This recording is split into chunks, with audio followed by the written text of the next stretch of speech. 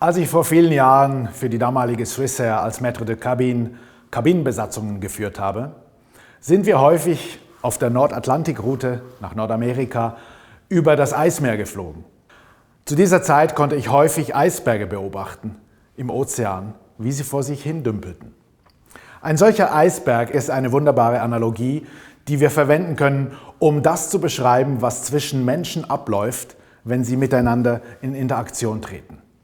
Die Spitze des Eisbergs entspricht der Sachebene, den Zahlen, Daten, Fakten, den Informationen, die geteilt werden, die ausgetauscht werden und dem sichtbaren Verhalten.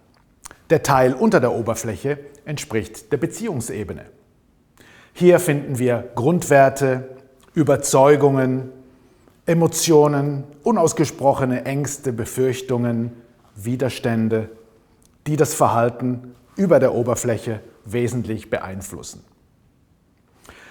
In unserer heutigen schnelllebigen Zeit und insbesondere in der Geschäftswelt liegt der Fokus ganz klar auf der Sachebene.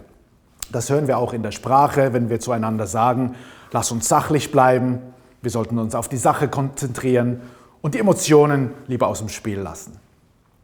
Nun, wenn Sie sich einmal überlegen, was es ist, das den Eisberg im Meer wirklich vorantreibt oder vielleicht auch dazu bringt, seine Richtung zu ändern.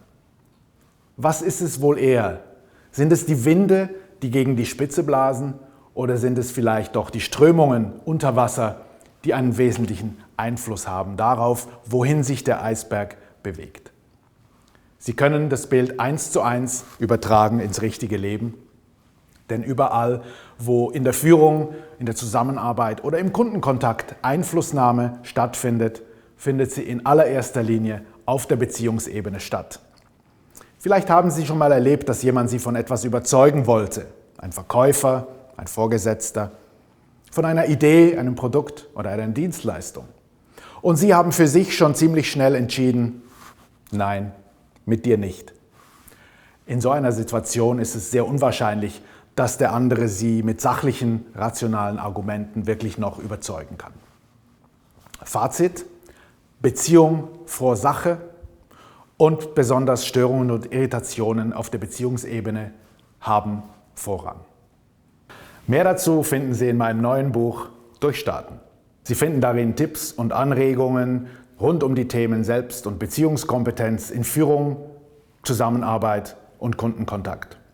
Sowie die Essenz aus meinen über 20 Jahren Arbeit als Coach und Sparringspartner von Führungskräften und der Arbeit mit Flugbesatzungen und Passagieren aus aller Welt.